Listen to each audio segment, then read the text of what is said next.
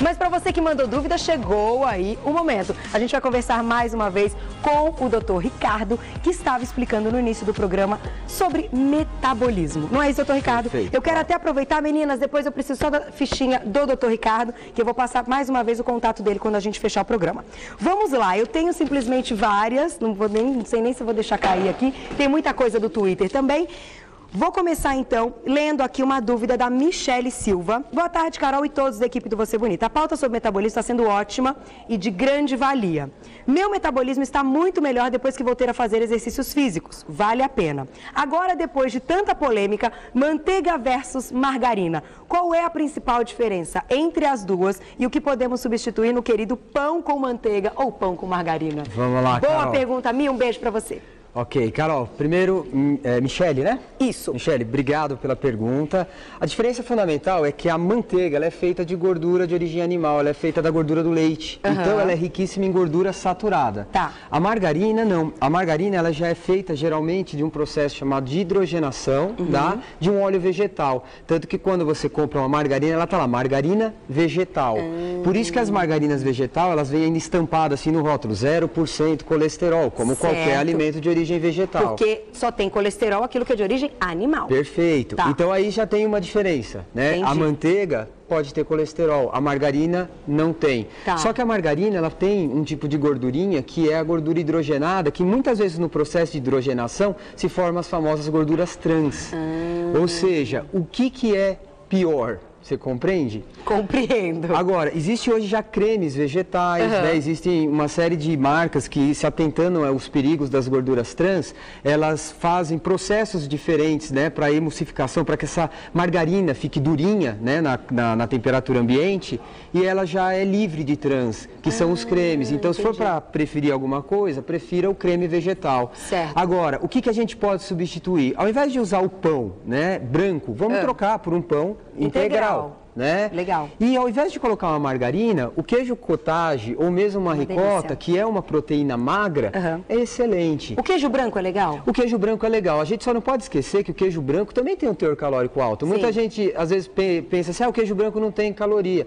Tem. Tem gordura. Então né? é importante escolher bem o queijo também. Eu sou muito fã de queijos brancos mais light. E o melhor queijo mesmo, de fato, em termos proteicos, de baixa gordura, é o cottage, principalmente né? o light, o cottage. Olha que bom. E assim, aquele cream cheese light, o requeijão light, eles entram nesse nosso papo também. Sim, eles entram sim, mas ainda nada substitui o cottage e até mesmo a ricota. Então né? deixar queijos. esses outros sabores para de vez em quando. Exatamente. É uma boa opção. É uma ótima opção. Mi, sua dúvida foi muito legal. Roberta Alcântara, um beijo para você. Ela diz, me alimento normalmente, não como nem muito nem pouco e não ganho peso. Significa que meu metabolismo é acelerado?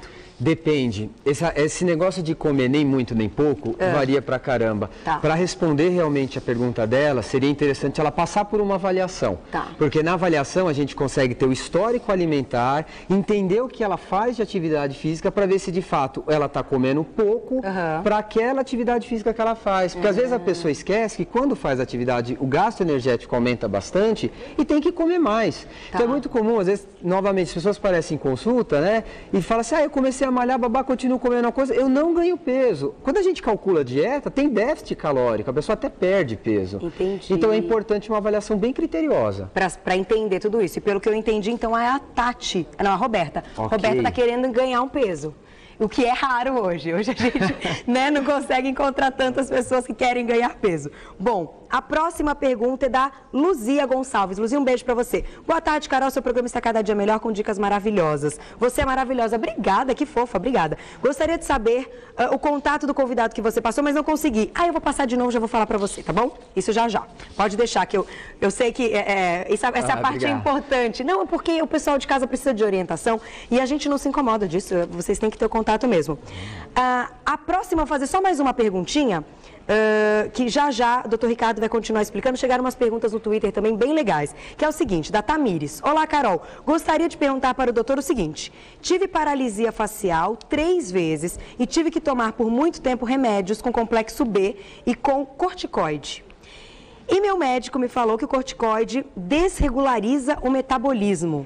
e dentro a isso estou com 92 quilos e não consigo emagrecer. Um beijo, Tamires. E aí, doutor? Acontece o seguinte, todos os corticoides, né, então no caso, ela provavelmente deve estar falando especificamente do cortisol, né, ou usou remédios à base de cortisona. Esses remédios são remédios que têm um efeito chamado de catabólico. Então lembra que no começo da nossa conversa eu falei que o metabolismo era a junção do que se ganha e do que se perde? Então o corticoide, por ter esse efeito catabólico, ele acaba muitas vezes aumentando a produção de açúcar pelo nosso fígado. E quando ele faz isso, ele acaba atuando no músculo da gente para pegar proteínas do músculo, né, principalmente leucina, que é um aminoácido essencial, um dos principais do nosso músculo, e através de um ciclo chamado alanina-glicose, que é converter a proteína em a leucina, né, em alanina e depois em glicose no fígado, você tem perda de massa magra.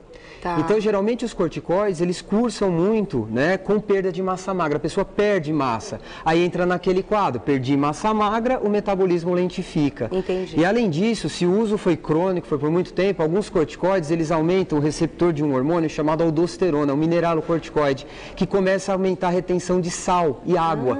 Por isso que é muito comum que pessoas que usam corticoide inchar, reter líquido. Entendi. Mas assim, se a gente a pessoa parou já de usar esse corticoide, ele continua agindo no organismo depois disso? Dependendo o organismo meio que absorve? Não é nem questão de absorção, é que os corticoides, eles deixam traços, às vezes, no organismo e leva um tempo, né, assim, de 3 até 6 meses para as coisas voltarem ao normal. Só que aquela massa magra que foi embora só vai voltar quando? Quando você der um estímulo para ela crescer. Vem aí o exercício.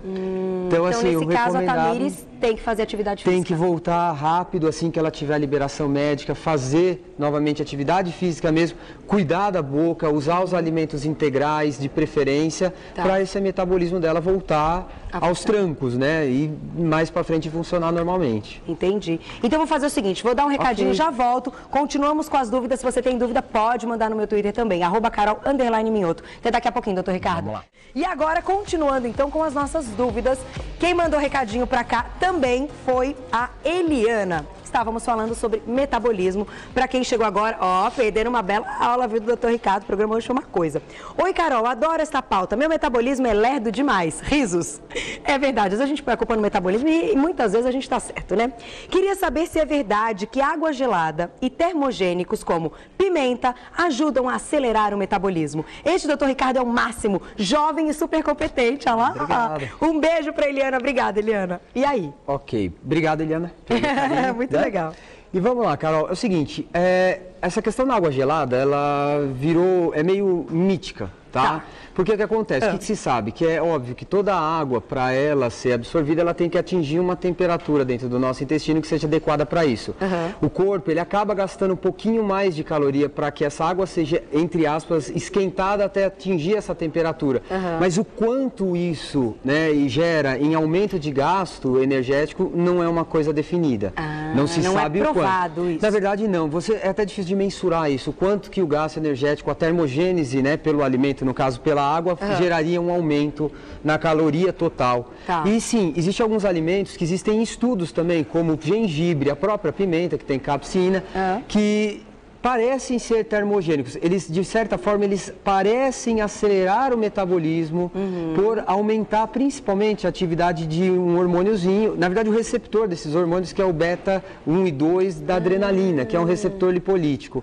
Mas existem estudos também em modelos animais, com humanos são muito poucos, sabe? Então ainda é aquela coisa que não tem realmente uma comprovação científica do quanto que isso pode acelerar ou não. Entendi. Então, o que não tem a comprovação, a gente não pode acreditar ali 100% e usar aquilo como um remédio, uma orientação. De forma alguma. A gente tem tempo para fazer mais uma perguntinha. Eu quero aproveitar e mandar um beijo para Esther, que está lá na Itália e assiste todos os dias o programa da Itália. Uma fofa escreve para mim sempre. Esther, um beijo para você. Obrigada pelo seu e-mail, viu? A gente vai fazer a pauta que você pediu aqui, tá? No e-mail, não se preocupe.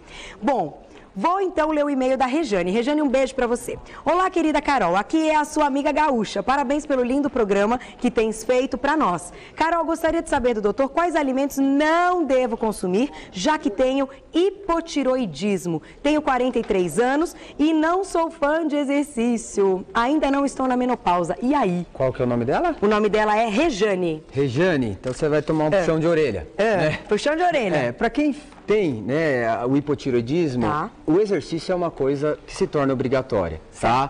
E não tem jeito, o quadro de hipotiroidismo tem que ser controlado com um médico, né? É importante que a pessoa procure seu médico, tome o remédio certinho, tá? Então é importante que o médico identifique o quanto que essa pessoa vai precisar, né, de hormônio para repor aquilo que ela não tem. O problema todo do hipotiroidismo é o que acontece, a pessoa não faz um controle hormonal adequado e os hormônios tiroidianos ficam baixos. O que o hormônio tiroidiano controla no nosso organismo? A temperatura corporal, a termogênese. E como que ele controla isso? Através do metabolismo energético. Então, se falta hormônio tireoidiano, essa condição de catabolismo, anabolismo no corpo fica um pouquinho perdida. Então, há um favorecimento muito grande do armazenamento das reservas energéticas ao invés de perda. Conclusão, ela vai realmente ter uma facilidade maior em ganhar peso. E aí ela só vai poder perder com o exercício. É o exercício. Então, uma das coisas que ela deveria fazer para ontem é começar a se engajar em um programa de atividade física controlado, bonitinho. Isso é muito legal. Com a orientação médica. Com as orientações de um profissional de educação física, né? E em relação à alimentação, todas as dicas que a gente passou. Evitar a qualquer custo os alimentos refinados, as gorduras saturadas e as proteínas gordinhas. Olha, perdão, né? As gordurinhas com muita gordura saturada e as proteínas magras. As magrinhas. Perfeito. O que eu acho bacana, foi sensacional a pauta. Doutor Ricardo, parabéns mais uma vez. Agradeço. É sempre uma aula, é muito bacana. Eu vou passar para vocês então o contato do doutor Ricardo, que é o www.nutriu.com.br. O telefone 0 operadora 11 2532 6858. 2532 6858.